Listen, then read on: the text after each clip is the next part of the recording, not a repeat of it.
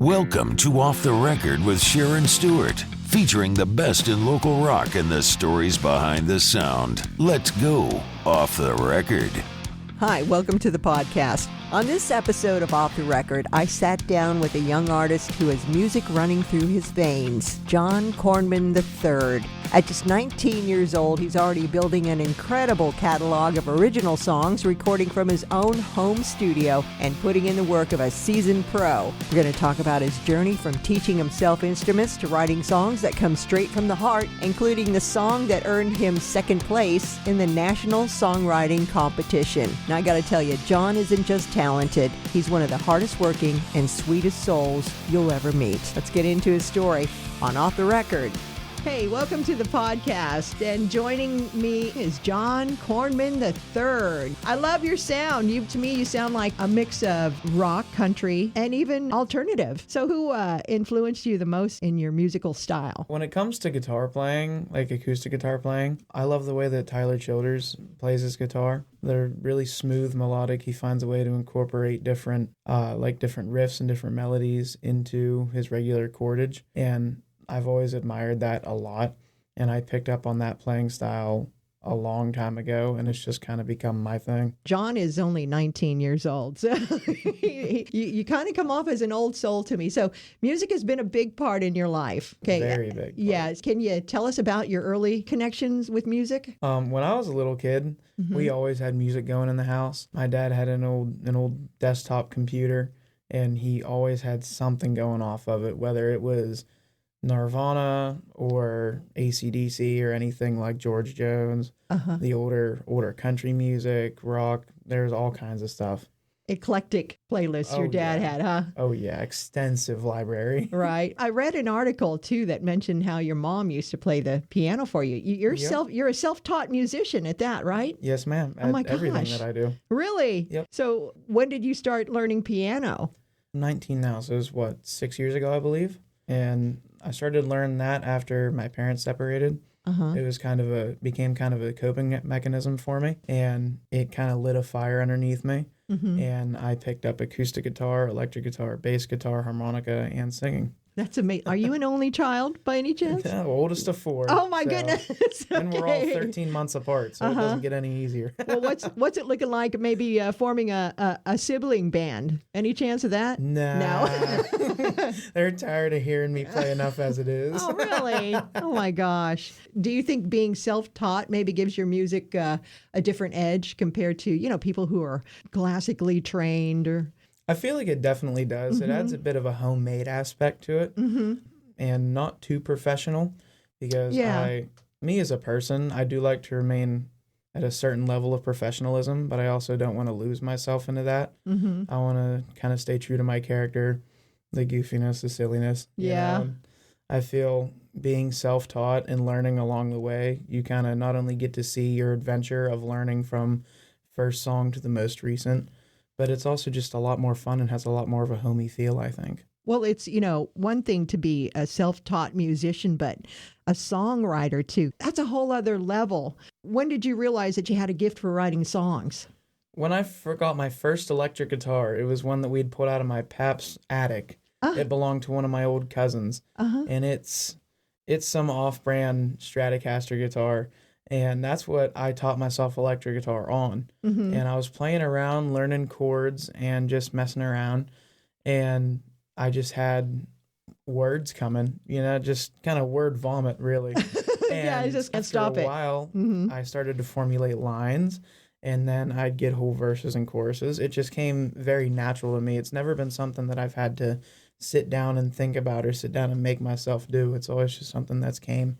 For being somebody so young, though, I was listening to the song Voodoo earlier today, and to me, that sounds like an old soul song, You're singing about the voodoo woman, who's taking control of your life now. Yep. How did you come up with that? Or do you kind of imagine other people's lives when you write? Every song, to a certain degree, has a piece of me in it. That's something I can't help. This music comes from my soul, comes from my heart, and you will get aspects of me in every song. That song, the part of me, is my current girlfriend, the driving love And I was kind of playing around on the guitar and got the beginning chord sequence, and immediately it clicked in my head. I was like, oh, this can be something. Yeah. So I started playing around with it, and I love rock music. I love metal music. And I very much wanted to follow that line with it.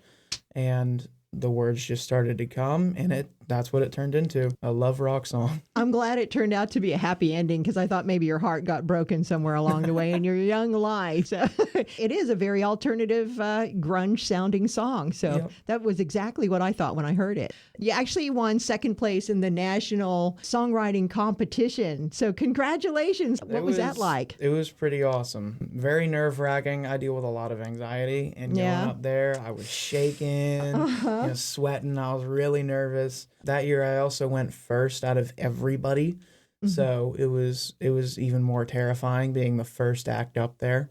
But still managing to snag second place was a pretty good That is awesome. Yeah, on a national platform. Yeah. Because I've heard of this competition before. I've never heard of anybody from our area. There's most of it is people from the Erie area. There have been some people from Ohio. I think this year somebody came up from, I think it was like Arkansas or something like that. But it's a completely different music scene over there, so it's a different kind of music I have to compete with. Yeah. And I'm pretty proud of myself for being able to pull out towards the top. Yeah, and you did that when you were still in high school, right? Yes, ma'am. That's amazing. I was 17 at the time, I believe. So I've been doing a deep dive on you. And speaking of high school, I saw that you actually wrote, you had a high school assignment, and you wrote a song with the properties of... Properties of water. Yeah.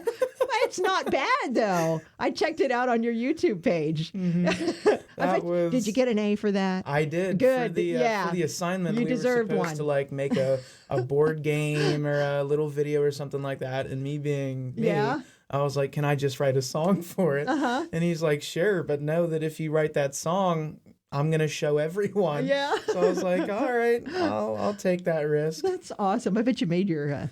what teacher was that? What class was that? That was science. Science and biology. I bet you made him proud. Oh yeah. From what I hear, every year it's a good song. You know. Who knows? I might throw down the property of water here. There you go. I mean, it's really not bad, and now that's educational too. You know, I learned something from it. Tell us about your all acoustic direction. You know, you mentioned learning electric guitar. Is your album out now, or? It's going to be out by the end of the year. Okay. By the end of this month, I will have a release date, because trying to fit in time between my life right now to work on stuff, it has taken way longer than I planned on it taking. But I am very, very happy and very, very excited that I am going to be releasing it by the end of this year, sometime in December. I heard you have your own home studio, so you're recording, you're writing, and you're producing it all yourself? Yep. No wonder why you're so busy, huh? Yeah. I bet your girlfriend misses you. And trying to get silence in that house of 5 people yeah. It's an adventure. The home studio thing, there's a story behind that, too. I mean, you busted your butt trying to get the money to make that, right? I was working a little side gig with my mom, doing construction for a gentleman in Corsica. And I worked all summer long to save up the money to buy the computer and the microphones and everything. Everything in there is all bought by me, all put together by me. Wow. Everything's recorded by me. Every instrument, every voice, and all my music is me. And then I'm every step in the production as well. So you don't bug mom and dad, gimme, gimme, gimme? Nope. I've earned it all on my own. There's a certain sense of pride that comes with that. That is amazing. I would love to see your home studio. You know, what, do you have the egg crate up and everything? You know, no, not really. Okay. I know. I have a studio like that too. It's basically just a desk in a corner. Right? Yeah, that's literally what this is. Right. Have you been approached by any other musicians to maybe collaborate and work together? I've had a good amount of people say that they would love to work with me on stuff, to even just to sit down and jam out. And I love jamming with people, because in my area, there's not a bunch of music. There's not a big music scene. Yeah. So whenever I do get that invitation, I usually do take them up on it. It's fun to play by myself, but it's a completely different experience being with other people, sharing that love, and sharing the feeling. Bouncing off of each other. Yeah. And that's kind of magic too when that happens, you know. Finding people you can work with and you can groove with easily is is rare, but when you find it, it's a blast.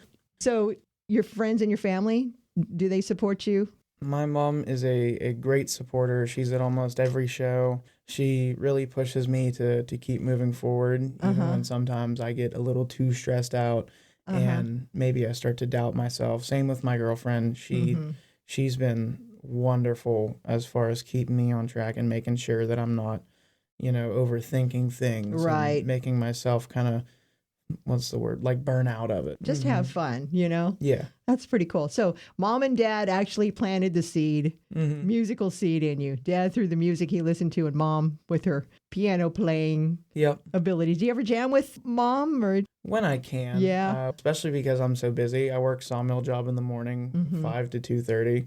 If I have a show in the afternoon, that's my whole day. Yeah. Just get off work and go straight there. Try to jam with mom if you can, because that's one of my best memories, playing with my son. Just a good memory, sitting around jamming. So, John, you've got a distinct fashion style about you, and I read that it was inspired by a TV show, right? Yeah, I did. Tell us about Peaky it. Blinders. I've always loved that, the 1920s, 1930s, suit and tie, like sharp-dressed man kind of thing. And I never really had the... not only the money, but the confidence to do it. And I started watching that show, and I was like, you know what? What's the risk, you know? And I started dressing like that, and all of a sudden, I had the confidence to keep dressing like that. Yeah. I felt good. I felt handsome. I felt in my element. You are rocking the look. So feel confident in it. Pinky Binder. So do you feel like image is as important to you as music, too? Very much so. Yeah. I think you can be a wonderful, amazing, talented musician, but if you do not dress in a way that people find appealing, you will probably not be recruited for many things. Right. Because if somebody sounds amazing but look terrible, then it's not a good look for them and their business, and it's not a good look for the person hiring them. All right. You played free shows for veterans in our area, haven't you? What inspired you to do that? I think music is something that everybody should be able to experience. And I don't think it's fair to the people that can't leave their homes. So they were homebound. To not be able to experience that. So if they can't come see me, I thought it's only fair that I bring it to them. How does that work out? Do you put out an ad, or are you working with the VA or? My mother does a lot of in-home care, and a lot of her patients, they listen to my stuff, and she brags about me constantly, so everybody hears about it. And she's got patients that want to come see me, but maybe they're disabled or they're amputees and they can't leave their home. So she tells me about it, and I find whenever I have time, I come down to their homes and play music for them. That's awesome. Music therapy.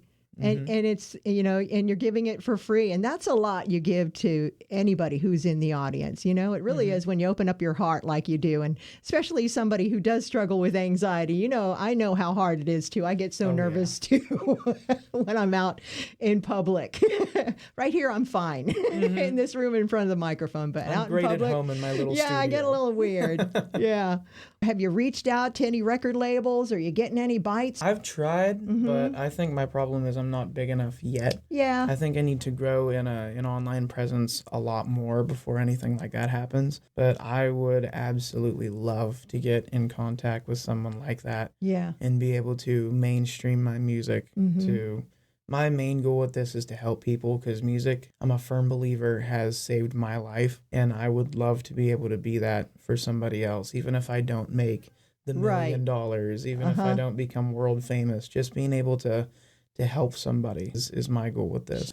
You are on Spotify, anything can happen nowadays. I found you on YouTube. I follow you. You're JDC3.music. Okay, JDC3.music. Yeah, I followed you there. That's what it is on Spotify, Amazon Music, Apple Music, basically every streaming platform. Let's go back to the National Songwriting Competition. You won second place. Tell us about the song that you won the National Songwriting Competition with. It's called Mama. Every song that I write is a storytelling song to some degree. And this song is about not my life, but kind of a compilation of a lot of lives I've listened to, because I love talking to people. I love hearing their stories, because everybody's got a different one. And I kind of take all those stories and threw them together and put them into this song. It's a bit of a tearjerker, so I do apologize if I make anyone cry. But I think to date, it's probably one of my best, if not my best, songs I've ever written. All right. He won second place in the National Songwriting Competition with this one. Take it away, John Cornman III, performing in the studio, off the cuff, on Off the Record.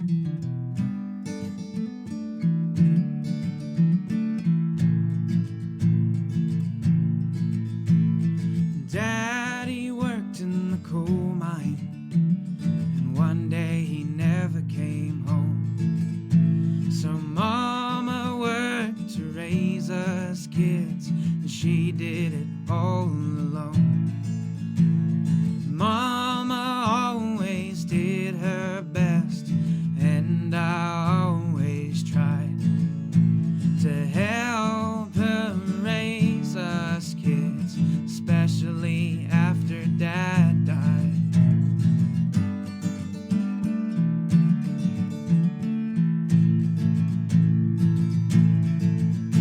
Well, I was just a kid myself, but I tried to be a man, working when I got home from school to help Mama any way I can.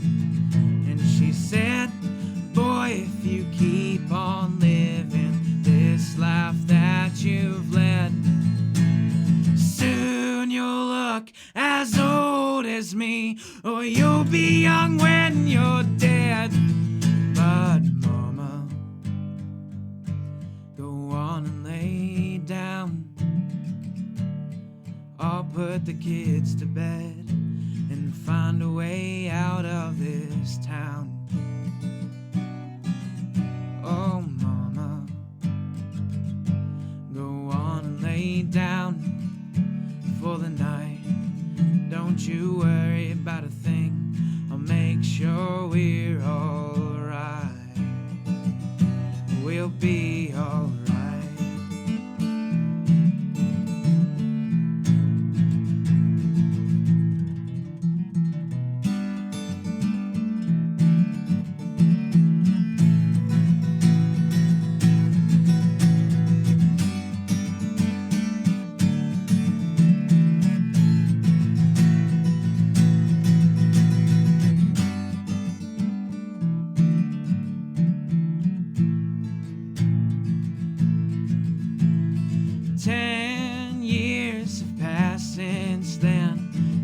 Kids are out of the house, and between my own kids and work, I do my best to come around. But Mama's starting to slow down, and her hair it's starting to turn gray, and I knew we didn't have much time till we'd see that day.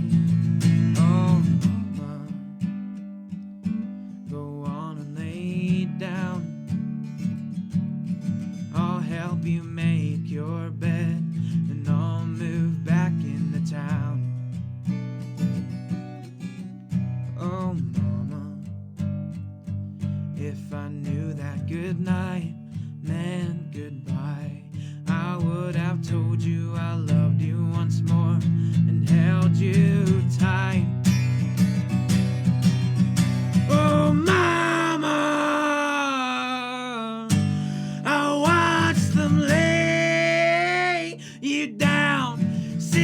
don't feel that far till it's in the ground. Oh, Mama,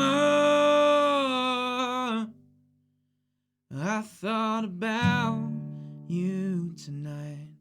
Miss you so bad, but at least you're finally doing all right. Oh, so alone ever since you've been gone. This house don't feel like home. Oh, Mama, I've been so alone. At least you still got your voicemail's on my phone.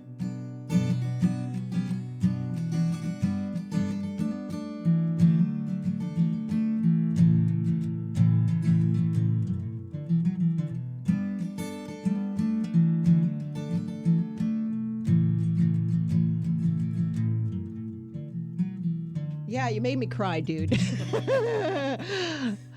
was early on. I could feel it. Like, is that going to be part of your acoustic album? Yes, it By the is. way, okay, so it's coming out as soon as you get a chance to get into it, right? Mama, we'll have to look for that track. Where do you see yourself in 5 years? I would absolutely love to be moving on to the bigger, better stuff, bigger venues, even doing my own shows of only my music. That would be where I would love to be. That's in the 5 ultimate years. goal, right? Yeah. Maybe just not have to work 2 and 3 jobs. Yeah. And just work music, huh? I have a feeling, that's going to come true for you, John. Any events that you'd like to share with our podcast listeners out there where they can see you live? As of right now, there's nothing that I can think of. The season's However, wrapped up, huh? I do post my my shows on my Facebook page. Okay. So my Facebook page is John Cornman Music, JohnCornman Music, and on there I post where I'm gonna be, what times I'm gonna be there. Everybody's more than welcome to come listen. Most of the time they're at bars or restaurants, so get some food while you're there. Make it a night. And if anybody would like to hire you, you're available, right? Yep. You would do. All my contact information is on that Facebook page as well. They can feel free to call me, text me, email me, whatever they need to do. So if somebody wanted to hire you for a wedding, or maybe even if there's somebody out there who is homebound, they could reach out to you too? Yeah. Oh, awesome. I've already played for, I think, 2 weddings now. Oh, you have? And I love doing them. I love to be there when people are making their memories. Yeah. It's a beautiful thing to witness. It's an honor for me to be able to play at stuff like that. And if anybody would love to hear the music and can't come out and see it, I would be more than happy to come to them. All right. Well, it's been an honor to have you on the podcast today, John. It's been amazing to be here. Yes, thank you so much. And yeah, thanks for making me cry in a good way, though. You're welcome. Yeah, that was my conversation with John Cornman III. What a talent and what a genuine spirit. His song Mama, which placed second at the National Songwriting Competition, shows the kind of grit that he has, and it's only the beginning. Support John by streaming his music, following him on social media, and if you're looking for a professional entertainer for your event, reach out and give him a gig. You can find him everywhere at JDC3 on iTunes, Spotify, and across social media platforms. That's JDC3. That's episode 15 of Off the Record. Thanks for listening and for supporting local artists. And if you're in a band or a solo artist like John Cornman III, I'd love to hear your story. Send me an email at sharon@7mountainsmedia.com. I'm Sharon Stewart, and this has been Off the Record. Until next time, keep supporting local music because they're the heartbeat of our communities.